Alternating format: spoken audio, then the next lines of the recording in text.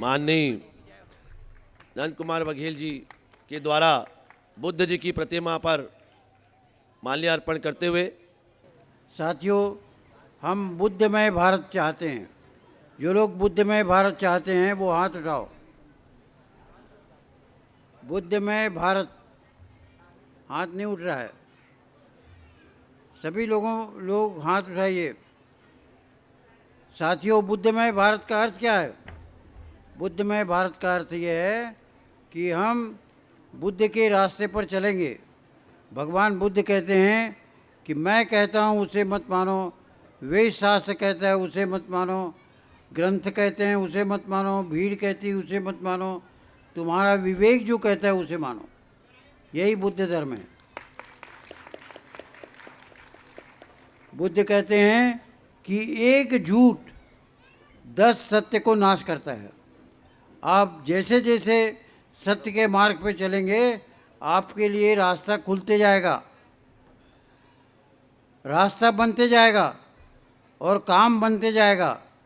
भगवान बुद्ध इसी को कहते हैं कि जब वो खीर खाए, जब उन्होंने ये प्रतिज्ञा किया कि मैं ईश्वर की खोज करूँगा, और वो ईश्वर की खोज में एक कई दिन तपस्या किए, और सुजाता ने जब देखा कि भगवान के बुद्ध की हालत बहुत ख़राब है तो उन्होंने अपने दासी से खीर भेजा, और खीर खाने से उनको जो चेतना हुई और उनको ज्ञान प्राप्त हुआ वो ये है कि जब तक के हम प्रकृति के से भोजन नहीं करेंगे कोई ईश्वर नहीं है। और ईश्वरवाद एक झूठ है। और उन्होंने कहा कि ये इस बात का ज्ञान मुझे जब हुआ तो इसको मैं अपने शांति के लिए चुपचाप उसका उपभोग करूं, या फिर पूरे देश में या दुनिया में मैं अपने ज्ञान को बताऊं कि ईश्वर नहीं है। जब तक कि आप मंदिर में जाएंगे और वहाँ मूर्ति का पूजा पाठ करेंगे, और तब ब्राह्मणवाद कहता है कि ईश्वर वहाँ है, और आप पूजा पाठ करेंगे, दक्षिणा दान देंगे, तब आपको ईश्वर प्राप्त होगा और वो आपके जीवन की सब समस्या हल कर देगा। बुद्ध इसका खंडन करते हैं। बुद्ध कहते हैं कि जब तक कि आप उसका कर्म नहीं करेंगे, ईश्वर प्राप्ति का कर्म नहीं करेंगे। ईश्वर प्राप्ति क्या है कि आप यदि ये कहेंगे कि ईश्वर ला के मुझे दे दे, मंदिर में मैं पूजा पाठ करूं और वो मुझे दे दे, यह बिल्कुल गलत है। भगवान बुद्ध कहते हैं कि तुम यदि लगातार प्रयास करोगे तो अपने आप सफलता मिलती है, और सत्य के मार्ग पर जब चलोगे तब तुमको सफलता मिलती जाएगी। जैसे मैंने इसका प्रयोग ये किया कि भूपेश बघेल जब 18 साल का था तो साइंस कॉलेज फर्स्ट ईयर पास किया, और दूसरे साल में वो पत्थर मार करके इधर रेलवे क्रॉसिंग और रायपुर के आज़ाद चौक तरफ पूरा बस ट्रक बंद हो गया। कलेक्टर आए तो पूछे कि ये क्या कर रहे हो, कौन है इसकी जिम्मेदार?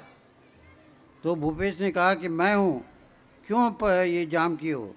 तो भूपेश ने कहा कि मैं इसलिए जाम कर रहा हूँ कि आप एक दिन जा कर के हॉस्टल में जाइए, वहाँ बदबू कर रहा है, लैट्रिन बदबू कर रहा है, और कोई प्रकार के पंखा नहीं है और रहना मुश्किल है। आप एक रात रह के देखिए।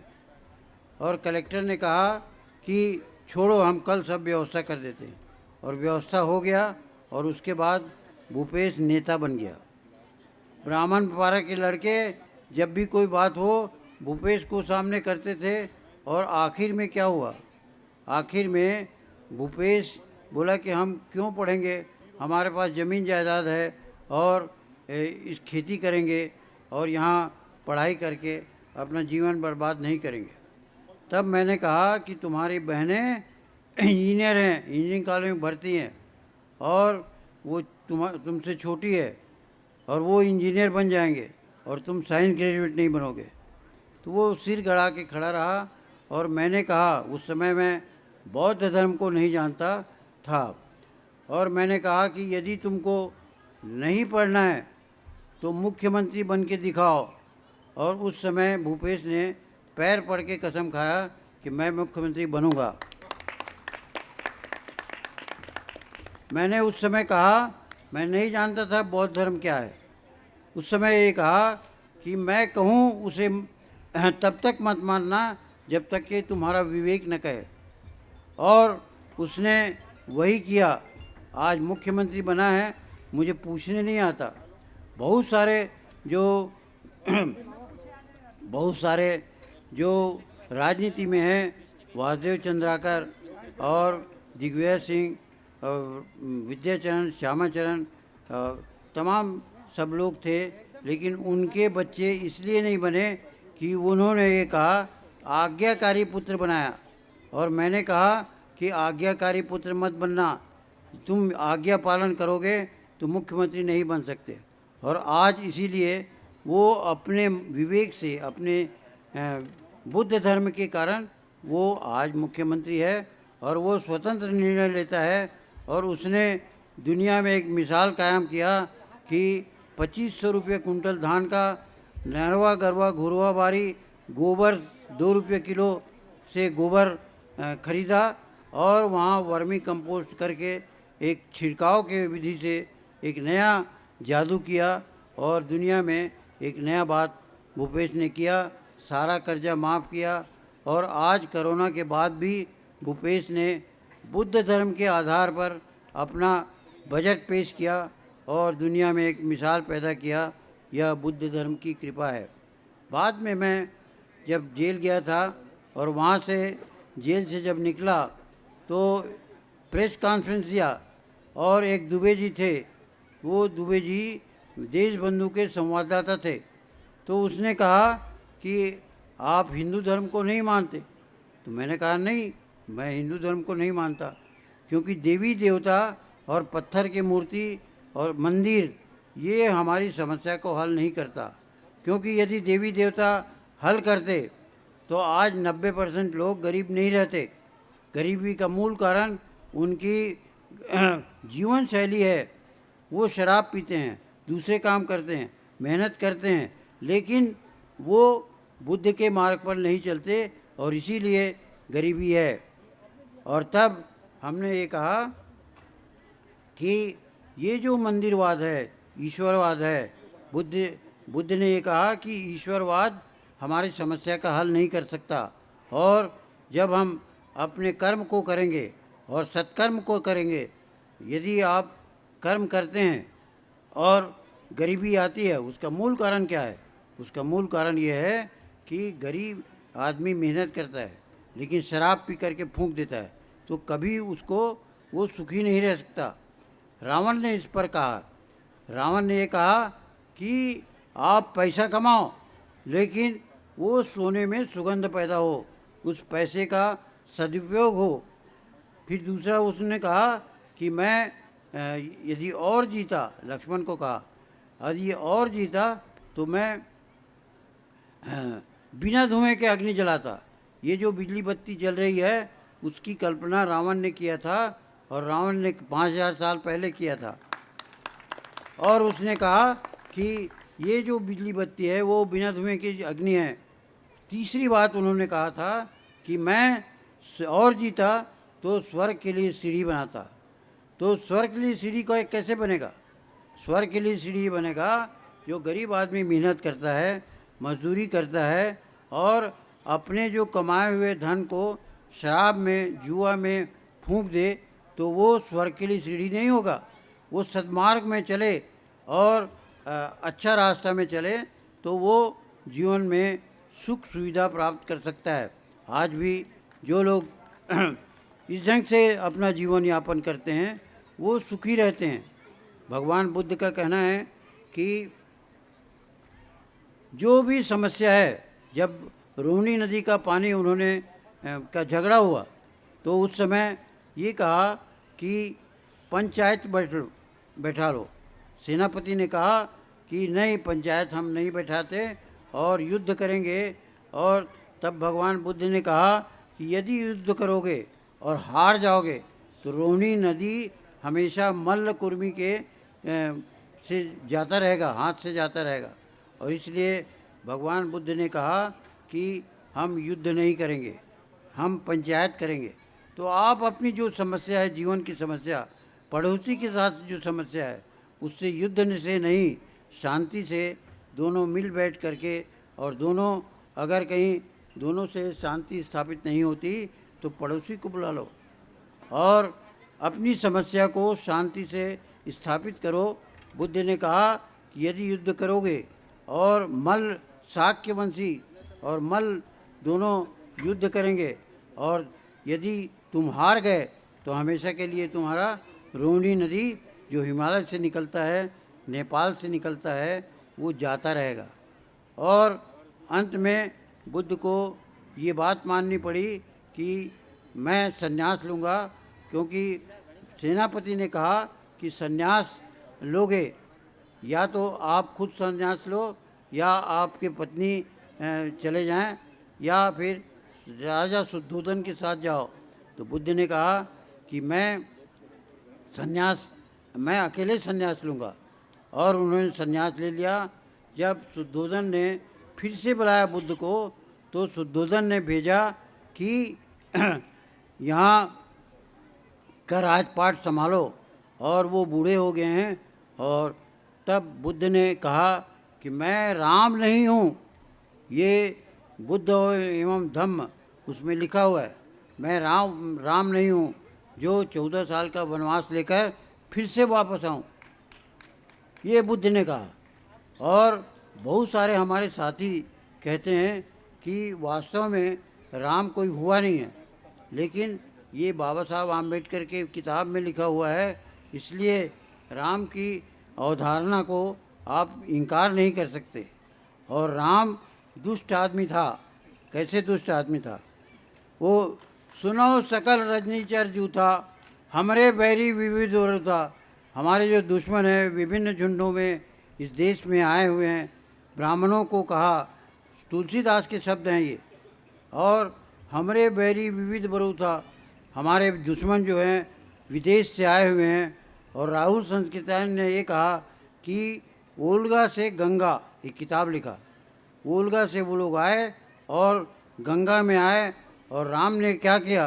राम के ने यहाँ के मूल निवासियों को अनपढ़ गंवार बनाया, और मूल निवासियों को अनपढ़ गंवार बना करके और उनको पढ़ने नहीं दिया, शस्त्र ने रखने नहीं दिया, संपत्ति रखने नहीं दिया। और उन्होंने, राम ने ये कहा कि शस्त्र संपत्ति यदि रखेगा तो उसको ब्राह्मण ले जा सकता है, उसके बैल को मार के खा जाएगा, खाने का उसको अधिकार है। तो हम देखते हैं कि शिव के मंदिर में बैल रहता है, लेकिन राम के मंदिर में बैल नहीं रहता, इसलिए कि वो बैल को खाते थे, मार के खाते थे। और राम पूजनीय नहीं है।